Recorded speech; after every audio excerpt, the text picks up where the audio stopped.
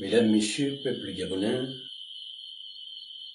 chers frères et sœurs, bonjour. Steve Ilaou, président du mouvement Gabon en Action pour la Liberté. Par ailleurs, ancien candidat déclaré à l'élection présidentielle du 12 avril dernier dans notre pays. Je me dois de reprendre la parole ce matin, de reprendre le discours que nous avons rendu hier devant les médias par le simple fait que plusieurs d'entre vous aviez constaté que celui-ci n'était pas allé en entièreté sur les réseaux sociaux. Il a été donc coupé, morcelé. Aussi, la principale chaîne de télévision qui a été conviée, la première chaîne gabonaise, n'a pas pu diffuser cet élément pour une raison ou une autre. Il m'appartient donc de mieux vous édifier sur ce qui a été véritablement fait et dit. Peuple gabonais, mes chers compatriotes, au nom du mouvement Gabon en Action que j'ai l'honneur de représenter, je m'adresse à vous aujourd'hui, animé par un profond sens du devoir et une conscience vive des défis cruciaux que traverse notre pays, le Gabon. Ce message intervient près de 2 mois après l'élection présidentielle du 12 avril dernier, dans un contexte aussi délicat que déterminant. De l'exil de la famille Ali Bongo Ondimba, en passant par les nouvelles conditions imposées pour la création du parti politique en République gabonaise, et plus récemment, la décision de la Cour internationale de justice concernant le différend territorial qui nous oppose à la République sœur de Guinée équatoriale. Avant tout, je tiens à exprimer notre reconnaissance sincère à l'ensemble de nos membres, sympathisants et à toutes celles et ceux, connus ou anonymes, qui nous soutiennent sans relâche. Vos encouragements sont notre moteur et nous ne vous décevrons jamais. Notre combat est clair, œuvrer pour une liberté pleine et entière du peuple gabonais, affranchi des chaînes de l'impérialisme, en particulier celui qui continue de représenter la France dans notre pays, car tant que nous resterons sous tutelle étrangère, notre avenir restera compromis. Mes chers compatriotes, le peuple gabonais s'est exprimé dans les urnes et M. Brice Clotaire Oligui Nguema a été élu, proclamé président avec un score sans précédent. Mais au-delà des chiffres, c'est le modèle de gouvernance que nous interrogeons. La nouvelle constitution créée unilatéralement concentre aujourd'hui entre les mains d'un seul homme des pouvoirs colossaux. Président de la République, chef de l'État, chef du gouvernement, donc Premier ministre, chef suprême des armées, chef de la magistrature suprême. C'est trop. Quand on sait que notre histoire africaine nous apprend que cette concentration des pouvoirs est rarement le socle d'un État démocratique. Trop souvent, elle annonce l'installation insidieuse d'un pouvoir autoritaire. Nous ne remettons pas en cause la légitimité du président de la République élu, mais nous l'interpellons aujourd'hui et solennellement devant Dieu et devant nos ancêtres pour qu'il incarne une gouvernance humble, éclairée, ouverte à la critique et soucieuse des souffrances du peuple gabonais. Le Gabon mérite une véritable rupture avec le passé, pas une continuité déguisée. Monsieur le Président de la République, notre peuple est à bout de souffle. 60 années d'un système figé ont laissé des cicatrices profondes. Nous ne pouvons plus accepter que les mêmes figures, les mêmes pratiques soient recyclées au nom d'un changement qui, dans les faits, peine à se matérialiser.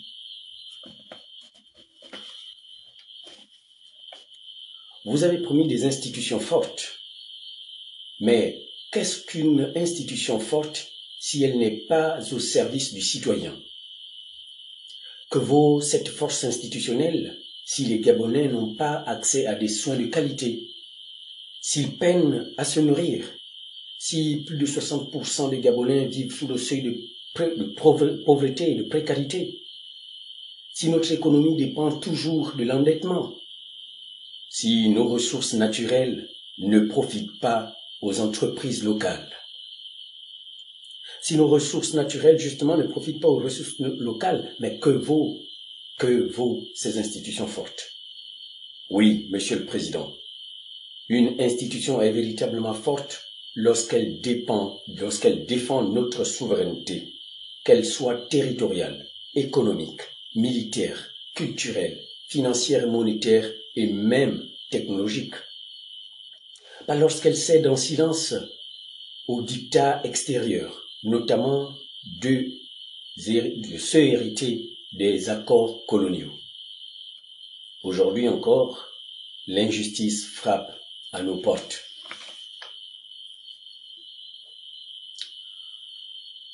En à peine 2 mois seulement de la prestation de serment du nouveau président, les Gabonais ont assisté impuissants à la libération de l'ancienne première dame et de son fils, acteurs clés des dérives du régime précédent, tandis que Kelly Ondo Obiang, qui a risqué sa vie pour dénoncer ces abus, reste encore derrière les barreaux.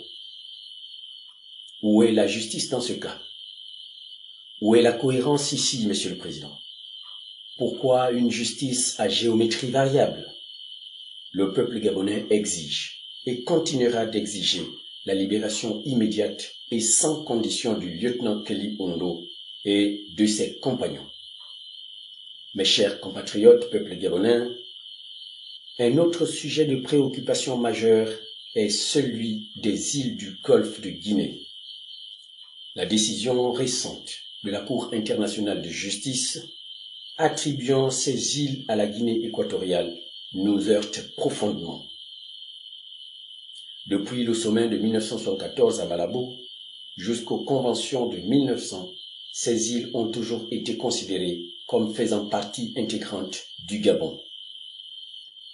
Et pourtant, aujourd'hui, malgré l'évidence historique, géographique et juridique, elles nous échappent. Pourquoi devrions-nous accepter cette perte sans livrer bataille sur le terrain diplomatique? La Guinée équatoriale ne cède rien. Pourquoi devrions-nous tout perdre? Nous ne voulons ni rupture, ni confrontation avec la Guinée. Nous plaidons pour la sagesse, pour une diplomatie de dignité. En outre, il est essentiel de se souvenir du contexte historique qui lie nos deux nations. Le Gabon et la Guinée équatoriale sont 2 pays africains voisins qui partagent des similitudes culturelles, linguistiques. Il est donc peu sage pour eux d'entrer dans un conflit prolongé sur les ressources qui ont jusqu'à présent profité principalement qu'à la République française. Pour une meilleure souveraineté sur nos îles, qui sont riches en gisements de pétrole, nous proposons les mesures suivantes. 1. Une révision des accords coloniaux avec les puissances coloniales, qui ont transformé nos ressources naturelles en leurs biens. Ce n'est qu'après cette révision que nos peuples respectifs pourront pleinement profiter des avantages de l'exploitation de ces ressources. 2. Résoudre les conflits en revenant sur notre approche africaine. Notre approche africaine, bien sûr. Ainsi, il est impératif pour les deux nations sœurs de retourner à la table de négociation. 3. Une répartition des ressources naturelles des 3 îles basées sur leur proximité géographique. C'est-à-dire que nous devrons ensemble exploiter ces ressources, mais la condition serait que la Guinée équatoriale nous cède nos terres de Mongomo et de Béini, pour ne citer que ça. Oui, pour le cas de notre pays, le Gabon, le premier combat devrait être celui de la lutte contre les accords coloniaux qui accordent à la France une pleine légitimité sur nos ressources naturelles. Le cas du Burkina Faso, du Niger et du Mali devrait faire école. Nous ne devions pas nous engager dans des conflits alors que le peuple gabonais ne reçoit que des miettes de leurs nombreuses richesses naturelles. Nous ne devons pas nous battre pour les intérêts des Français pendant que les Gabonais croupissent dans la misère, et ce, malgré l'exploitation depuis de nombreuses années de leurs nombreuses richesses, de leur pétrole sur plusieurs autres espaces sur le territoire national. Oui, nous évoquons justement la non-exportation du manganèse à l'état brut en 2029. Oui, Monsieur le Président, mais ces entreprises ne sont pas des entreprises gabonaises. Ce ne sont que des entreprises des nations étrangères. Il est donc temps de bâtir nos propres entreprises dans tous ces domaines pour pouvoir les transformer également sur place. Ce n'est qu'à ce prix que nous pourrons avoir une économie prospère et chômage zéro chez nous. Je ne saurais clore ce chapitre du Mbagnier offusqué par l'outrageante condescendance négrière de la Cour internationale de justice sans dire ces quelques mots. Cette institution à géométrie variable semble ne pas avoir pour objectif de rendre la justice aux peuples africains. Elle fonctionne principalement comme un outil au service des pays riches pour maintenir leur domination sur les nations plus pauvres, notamment les pays du continent africain. Conçu par les anciennes puissances coloniales, son rôle est de juger les dirigeants africains qui refusent de se conformer à leurs dictats, comme le démontre le cas de Laurent Gbagbo, ex-président de la Côte d'Ivoire, qui a été détenu pendant huit interminables années sans qu'une solution soit appropriée ou trouvée pour le conflit inter-ivoirien. En revanche, quand il s'agit de personnalités telles que Nicolas Sarkozy, ancien président de la République française, malgré des accusations sérieuses telles que le financement de sa campagne électorale avec les fonds provenant de la Libye, cet homme n'a jamais été écroué à la haie. De plus, il est évident que pour parvenir à ces conclusions, cette Cour ne s'est pas appuyée sur les discussions africaines concernant les différends territoriaux entre le Gabon et la Guinée équatoriale. Elle s'est plutôt fondée sur les anciens accords de l'époque coloniale, établis entre l'Espagne et la France, colonisateurs respectifs du Gabon et de la Guinée équatoriale. Cette approche souligne la persistance des influences coloniales dans les décisions internationales qui affectent encore de nombreux pays africains aujourd'hui.